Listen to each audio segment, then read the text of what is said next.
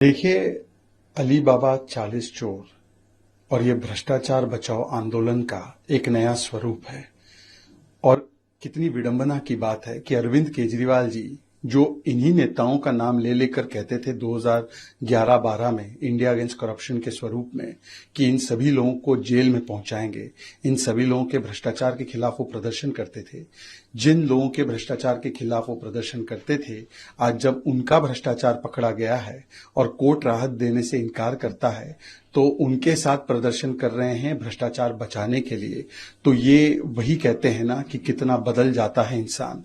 स्वराज से शराब तक आ गए, अन्ना हजारे के नेतृत्व से अब लालू प्रसाद की शागिर्दगी तक आ गए, और जिस प्रकार से इंडिया अगेंस्ट करप्शन से आज जस्टिफिकेशन फॉर करप्शन पर आ गए हैं, इसलिए भ्रष्टाचार के खिलाफ आंदोलन निकालने वाले आज भ्रष्टाचार बचाने के लिए आंदोलन निकालेंगे। कितना बदल गया है इंसान। दिल्ली की जनता भी देख रही है। जो लोग इस्तीफे मांगते थे और कहते थे पहले इस्तीफा फिर जांच, आज इस्तीफा दूर की बात, कोर्ट के आदेश आने के बाद जांच में शामिल होना दूर की बात, पर तिहाड़ से अपनी सरकार चलाना चाहते हैं। ये वो लोग हैं जिनको असली चेहरे को लोग पहचान चुके हैं। इंडिया अलायंस नाम की रैली महारैली टुमारो एट रामलीला मैदान। What is this rally? It is nothing but भ्रष्टाचार बचाओ आंदोलन, whose slogan can be करेंगे हम भ्रष्टाचार, कहेंगे इसको शिष्टाचार। When कार्रवाई takes place, हम चिल्लाएंगे अत्याचार अत्याचार। The irony is that Anna Hazare's movement started off where Arvind Kejriwal used to say that he will put Lalu in jail, Mulayam ji in jail, Sonia ji in jail, Rahul ji in jail, because they have done bhrashtachar. And today, when he himself has gone to jail and the courts are not giving him relief, he is taking the company and the support of same Lalu Prasad Yadav, Akhilesh Yadav, Rahul Gandhi, and saying, why have you put me in jail?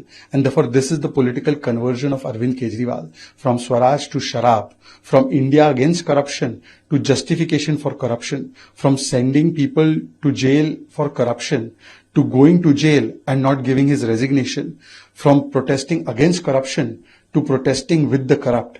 This is the transformation of Arvind Kejriwal that people of Delhi and people of India are understanding. And the only question is today that when they are removing this rally, is it a rally against the courts? The courts have convicted Lalu Prasad Yadav. The courts have said that Mr. Kejriwal, Sanjay Singh, Manish Sisodia, other leaders of Aam Aadmi Party deserve to be in jail because of their acts of Sharab Ghotala.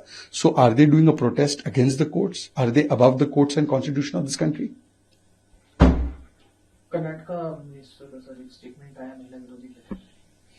देखिए, जिस प्रकार से कर्नाटका के एक वरिष्ठ मंत्री ने कहा है कि महिलाओं का काम केवल खाना बनाने तक सीमित रहना चाहिए, ये शर्मनाक बयान है और कांग्रेस की महिला विरोधी मानसिकता और सोच को दर्शाता है।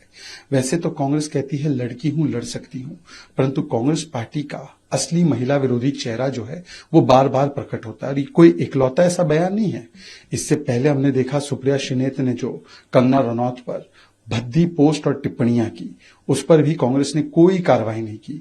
इससे पहले हमने देखा है कि कांग्रेस पार्टी में जब कांग्रेस की ही महिला कार्यकर्ता आरोप लगाती है कि उनके साथ दुराचार हुआ है, तो उसी कार्यकर्ता को निकाल देते हैं। शांति धारीवाल कहते हैं मर्दों का प्रदेश इसलिए बलात्कार होगा, कांग्रेस उनको टिकट देती है। अशोक गहलोत कहते हैं बलात्कार के ज्यादातर मामले फेक है, उनको भी पुरस्कृत करने का काम कांग्रेस पार्टी करती है।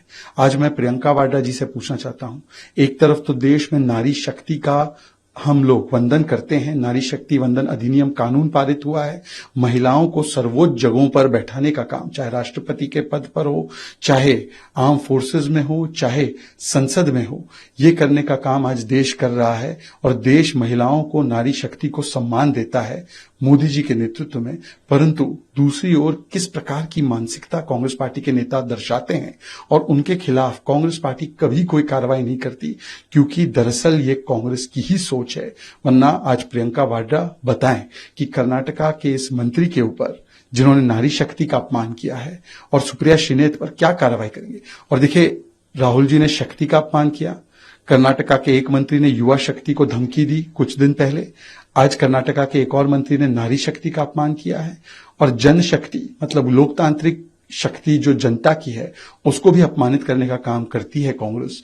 तो कांग्रेस पार्टी चुनाव के हार के डर से किस प्रकार से शक्ति से लेकर नारी शक्ति तक का अपमान करती है, इसका एक और प्रमाण सामने आ चुका है।